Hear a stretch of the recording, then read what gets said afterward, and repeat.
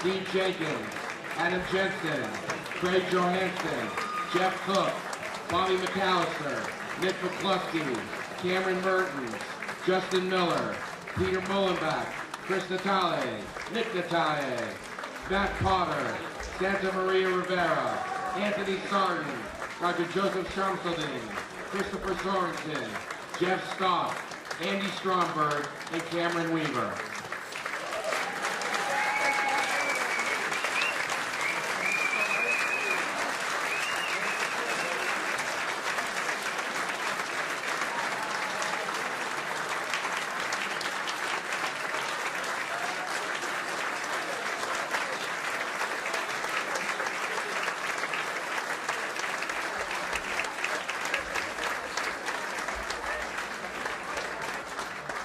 Speaking on behalf is our outstanding National Coach of the Year, Mr. Pete Ewing.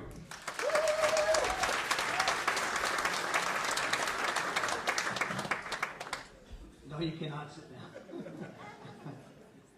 But get comfortable. Well, good evening, and thank you, Bill, and to the committee. We are very honored to be in front of you tonight. We're very grateful for this. And it's nice to go last. And the reason it's nice to go last is what a phenomenal group of athletes that have come through CIU that we get to join. It's really, really an honor to be inducted into the Hall of Fame with all of you.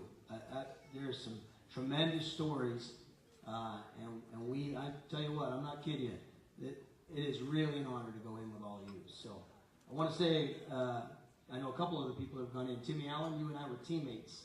And what's funny is I was 19, I think you were 30. The funny part, or maybe not so funny part, is you look younger than I do now. So we had a great time playing the U.S. Open Cup, sleeping on the beach in Galveston, Texas, separate from each other, and no time for that. But Timmy, I'm real pleased you're in the Hall of Fame. You deserve it. You're one of the finest players ever come through this program. And George Zarnowski, doggone it, you're great. It is really wonderful to go in with you. Wow.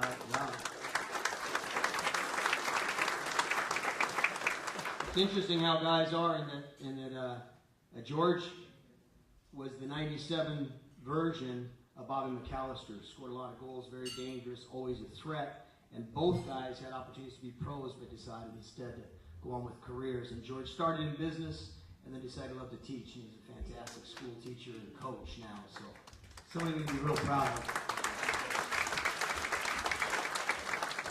Allison Carmer, I don't know if you remember me, but you and I were at CIU at the same time, and I noticed that Bill spent a lot more time with the photo with you than he did with any of us. So, point to that.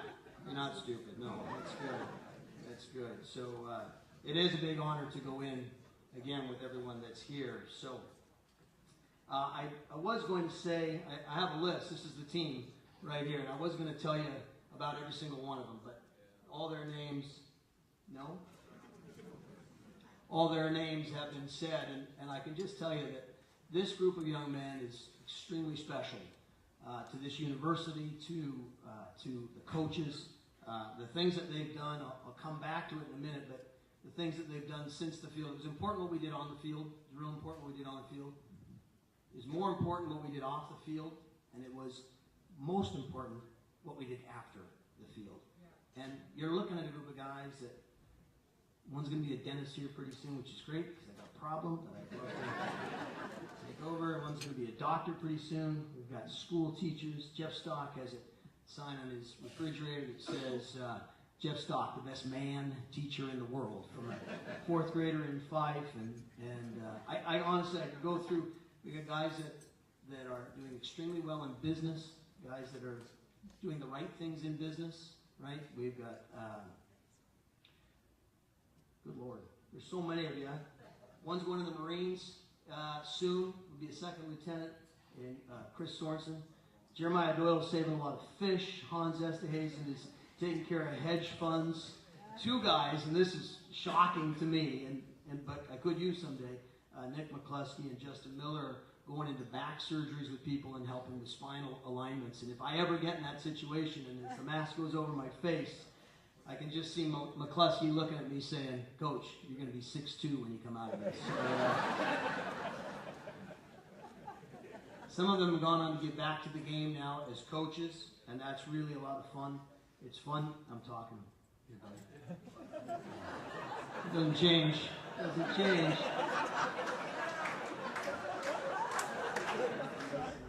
I may send Nick to the other end. So, in order to know this team, you sort of have to know a little bit of history. Any national championship is special.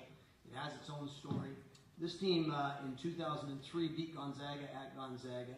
It beat Washington at Washington.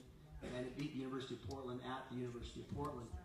And those are, at that time they were fully funded programs and we were not. And that's fine. That did not matter. The Jesuit way is get after it. And so we did. Those teams wouldn't play us for a number of years because of that success, which is fine. It's stupid, but it's fine.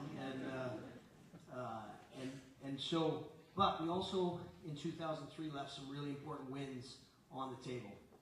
We didn't win some of the games we should have won. We got up for the Huskies in Portland and Gonzaga, but we missed on some other ones. And I wasn't there for this meeting, but the guys had a meeting on their own.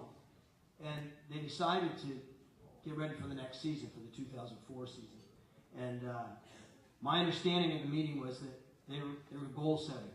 And I heard Frank Partnetti's name mentioned earlier as baseball coach. He was one of our coaches for 10 years as well. He was so good at teaching about goal setting and visualization and self-talk. Taught them so well that they had their own meeting. And in that meeting, it was brought up, what should our record be? Well, Jordan Inouye, where are you, Jordan? Nice. Poipu Beach is what I used to call Jordan. And Jordan Inouye said, I think we should win every game. And I don't know who disagreed with him, but I know that sort of a fight broke out. And Jordan wanted to know what games we were going to lose. And show us who we were going to lose to, who we were going to phone it in with. And let me know now when I shouldn't show up to win. And so that sort of set the course. And I'll never forget walking out of the office nights when it, Seattle weather in the winter, right? It gets dark, 5 o'clock, and it's wet. And the only place this group could train, just, facilities being what they were, the only place they could train was on the tennis courts in the rain, which frankly, as athletes playing on a tennis court, tennis shoes is a little risky. You could do a knee, right? You could fall down, you smack your head, whatever it is. And I would come out of the office and I would look and I'd see, because we had lights on the tennis courts, these guys all training on their own. And it wasn't required. It wasn't my doing. It was what they had decided to do on their own.